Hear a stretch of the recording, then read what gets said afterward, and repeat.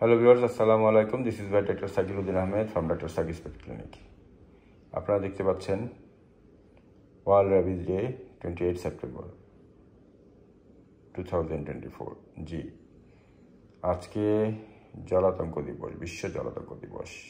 এবারের স্লোগানটা কি দেখে আসি। Breaking rabies boundaries. আপনারা দেখতে পাচ্ছেন একটি কুকুর এই যে একটা বাউন্ডারি ভেঙে চলে যাচ্ছে। এখানে কি দেখাচ্ছে যে ডাইনামিক মুভমেন্টের মাধ্যমে কুকুরটি এগিয়ে যাচ্ছে। ফোকাস অন দ্য গোল। এখানে গোলটি হলো 2030 সাল নাগাদ পৃথিবীতে কোনো জলাতঙ্ক থাকবে না, কোনো দেশে না। আচ্ছা, আর হলো কি leaping forward, making progress beyond the status কো। যেসব বাধা বিপত্তির কারণে, যেসব স্থিত অবস্থার কারণে এই জলাতঙ্ক কন্ট্রোল করা যাচ্ছে না, সেগুলোকে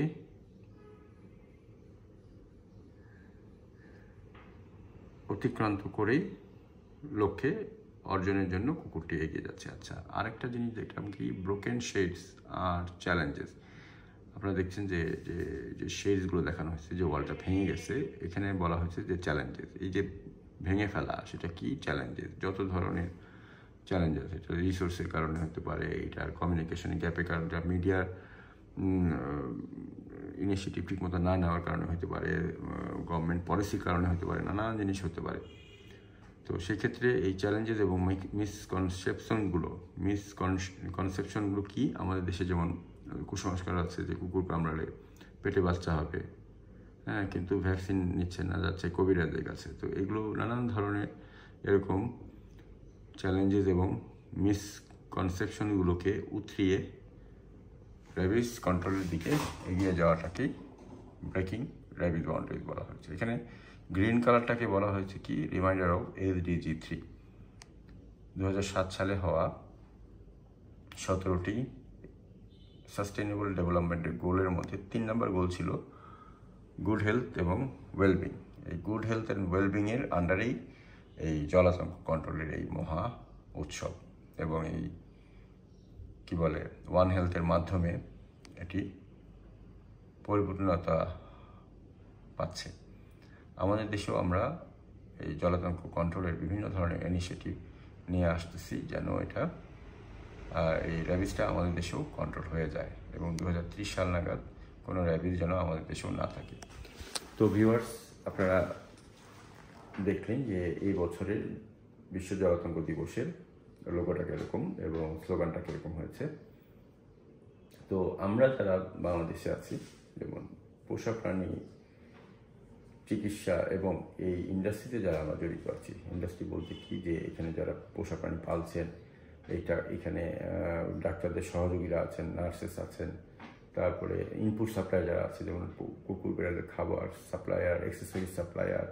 এটা একটা বিশাল একটা ইন্ডাস্ট্রি, হ্যাঁ। শিক্ষক, তারপরে এডুকেশনাল সিস্টেম, এরকম বিভিন্ন ইয়ে নিয়ে কিন্তু আমাদের এই পোষা প্রাণীর সেক্টরটা, এই পোষা প্রাণীর সেক্টরটাকে আমরা যেখানে আছি সেখান থেকে জলাতঙ্ক কন্ট্রোলের জন্য সবাইকে জলাতঙ্ক ভ্যাকসিন দেওয়ার জন্য উদ্বুদ্ধ করব, এবং সেটা আমাদের কাছে একটা সুযোগ আছে, সেটা কি আমাদের কাছে পোষা প্রাণী যারা পালছেন তারা আসছেন, সুতরাং তাদেরকে আমরা বলতে পারি, আপনারা আপনাদের কুকুর বিড়ালের ভ্যাকসিনেশন কার্ডটা দেখেন আপডেট করা আছে কিনা, আপডেট করা না থাকলে আপডেট করে নেন, এবং র্যাবিজের যে সাইকেলগুলো, এগুলোর যে ভয়াবহতা, সেই জিনিসগুলোতে তাদেরকে বুঝিয়ে বলাটা অনেক বড় একটা বিষয়।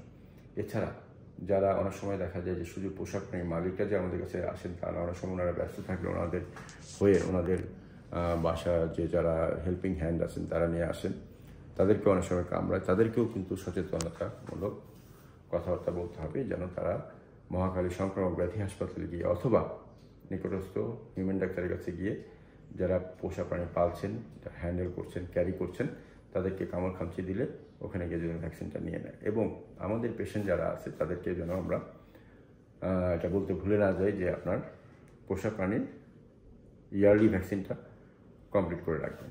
যদি কমপ্লিট না হয় তাহলে ইমিডিয়েটলি এটা করে নেবেন। তো ভিউয়ার্স, ধন্যবাদ সবাইকে।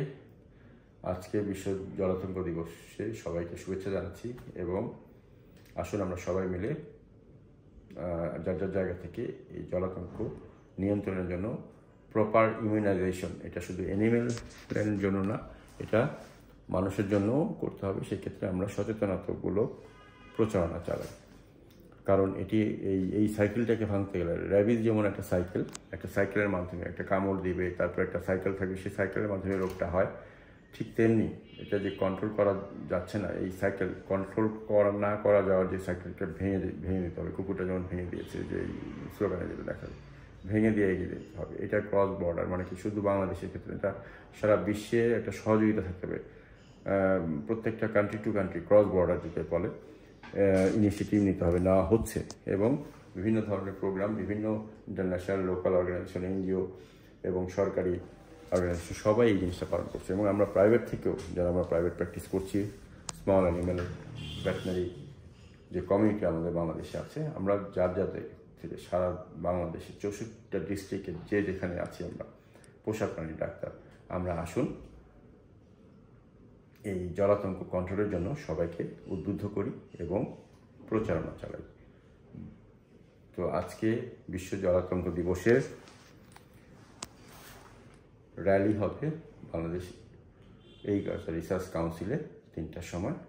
আমরা সবাই যারা ভেটেরিনারিয়ানরা আছি, আসুন ওখানে যোগাযোগ করি এবং র্যালিতে পার্টিসিপেট করে আজকের এই বিশ্ব জলাতঙ্ক দিবস 2024 বাংলাদেশে সেটা উদযাপিত করি সুন্দরভাবে। এবং এটাকে লক্ষ্য হিসেবে নেই যে 2030 সালের মধ্যে বাংলাদেশে যেন র্যাবিস আর না হয়। ধন্যবাদ সবাইকে। আসসালামু আলাইকুম। আমার পক্ষ থেকে আমি doctor Sagir Uddin Ahmed from doctor Sagir pet clinic and research centre, Lalmatia. আসসালামু আলাইকুম once again.